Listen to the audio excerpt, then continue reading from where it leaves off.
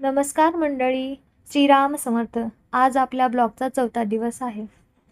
तर घरातली as usual सगळी कामं संपवून आज आमच्या जरा लहान बाळाची तब्येत खराब होती, तर आम्ही आज दवाखान्यात गेलो होतो. तर हा थोडा व्ह्यू तुम्हाला हॉस्पिटलचा दिसेल. तर आम्ही हॉस्पिटलच्या लाईनमध्ये बसलो होतो आणि एक दीड तासानंतर आमचा नंबर आला आणि आम्ही बाळाचे चेकअप वगैरे केलं. त्याच्यानंतर आम्ही बाहेर पडलो. तर तुम्हाला हे थोडा जो व्ह्यू दिसतोय तो बाजारपेठेचा आहे बार्शीचा. तर आम्ही आज काही शॉपिंग केलेली आहे. आज ऑलमोस्ट बाजारपेठ जरा बंदच होती रमजानमुळे. बार्शीची बाजारपेठ खूपच सुंदर आहे. मला ती खूपच आवडते कारण माझं ग्रॅज्युएशन इथंच कंप्लीट झालेलं आहे बार्शीमध्येच. तर मला तर आवडते बाजारपेठ. पण तुम्हाला या व्हिडिओमध्ये बघून मला कशी वाटते नक्की कमेंट करून कळवा खाली की कशी वाटली बाजारपेठ. इथे दत्तबोळ म्हणून आहे, जसे की तुम्हाला लग्न वगैरे आहे तर लग्नाचं सारं सामान तिथे भेटतं. फॉर एक्झाम्पल तिथे तुम्हाला पूर्ण डेकोरेशनचं सामान भेटेल तिथे, किंवा लग्नामध्ये मुलींना विणकाम द्यायचं असेल तर तिथे भेटून जाईल. तुम्हाला काहीही घ्यायचं असेल तर तिथे भेटून जातं त्या दत्तबोळेमध्ये. रमजानमुळे आज दत्तबोळ बंद होती. तर नेक्स्ट व्हिडिओमध्ये आम्ही पूर्ण कव्हर करण्याचा प्रयत्न करू आणि तुमच्यापर्यंत ते दत्तबोळमध्ये काय काय भेटतं ते तुमच्यापर्यंत पोहोचवण्याचा आम्ही प्रयत्न करू. इथे मी, माई आणि आमच्या सासूबाई आम्ही तिघीही गेलतो आणि आमचे लहान बाळ आमच्यासोबत होतं, जे की जिची तब्येत खराब होती. तर आम्ही शॉपिंग करत होतो, एकमेकीला सजेस्ट करत होतो की काय घ्यायचं आहे काय नाही घ्यायचं. माई आमच्या सासूबाई आम्ही तिघींचे एकमेकीचे ओपिनियन घेऊन आम्ही खूप सारी शॉपिंग केली आहे, जे की आम्ही तुम्हाला पुढच्या व्हिडिओमध्ये नक्की दाखवू. माई मला आवाज येत होत्या की मंगळसूत्र बघ म्हणून, कुठले छान वाटते ते. पण आमच्या ह्यांना डुप्लिकेट मंगळसूत्र नाहीत आवडते घरी कोणाला घालून दिलं. मग आम्ही मंगळसूत्र कॅन्सल केलं, आम्ही काही मंगळसूत्र नाही घेतलं. पण आम्ही बाकीची खूप सारी शॉपिंग केलेली आहे.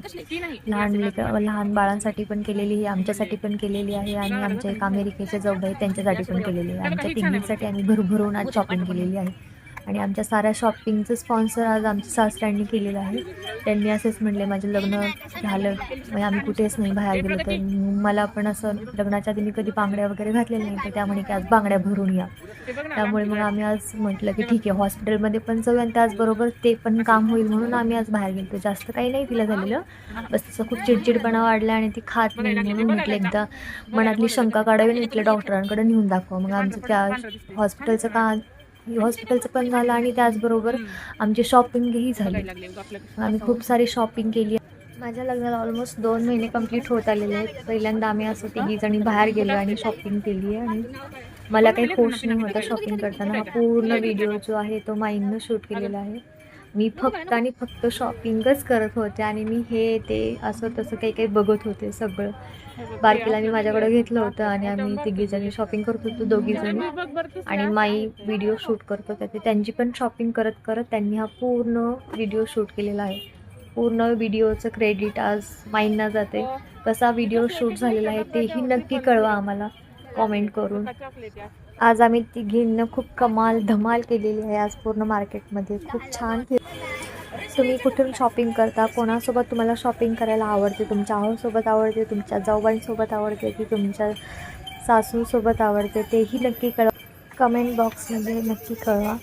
आणि मला तर खूप चांगला शॉपिंग पार्टनर भेटलेला आहे की जे मी काही जास्त बोलत नाही आहे. तुम्ही पण थोडासा आनंद घ्या विंडो शॉपिंगचा. मला तर खूप आवडते दुसऱ्याची शॉपिंग पाहायला. तुम्हाला आवडते की नाही तेही नक्की कळवा कॉमेंट करून. कारण तर मला तर खूप आवडते दुसऱ्यांनी केलेली शॉपिंग वगैरे. त्यांनी शॉपिंग करून ते जेवढे एक्सायटेड नसतात तेवढे मी दुसऱ्यांची शॉपिंग बघून एक्सायटेड असते. तर आम्ही शॉपिंग झाल्यानंतर उसाचा रस देखील पिलेला आहे. म्हणलं चला उसाच्या रसाचा तरी आज आनंद घेऊया.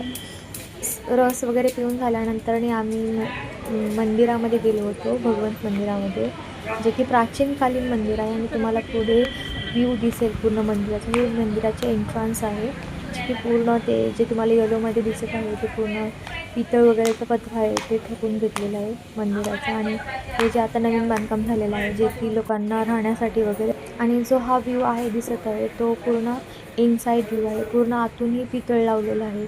आणि हा जो दिसत आहे पोल तुम्हाला, हा गरुड खांबा.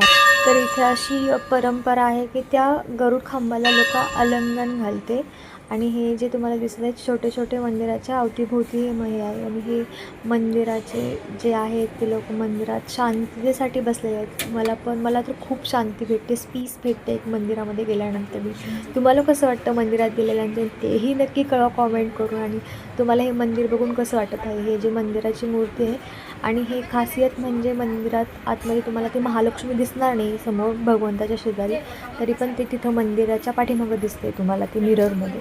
असं आहे की महालक्ष्मी रुसल्या होत्या आणि मागे जाऊन बसल्या होत्या, म्हणून ते त्यांना तिथे मिररमध्ये दिसत आहे. तुम्हाला इन फ्रंटला ते दिसणार नाही आहे. इथे जे पुजारी वगैरे बसलेले लोक दर्शनाला गर्दी करून आहे तिथे दर्शन करत आहेत. आणि हा पूर्ण जो व्ह्यू आहे तो मंदिराच्या आतल्याच भागात आहे. ते लोक काही त्यांच्या गप्पा शेअर करत आहेत. अपूर्ण प्राचीनकालीन मंदिर आहे हे. संभव मूर्ती आहे जो की हाताने बनवलेली आहे, अगोदरपासूनच हे आहे सगळं.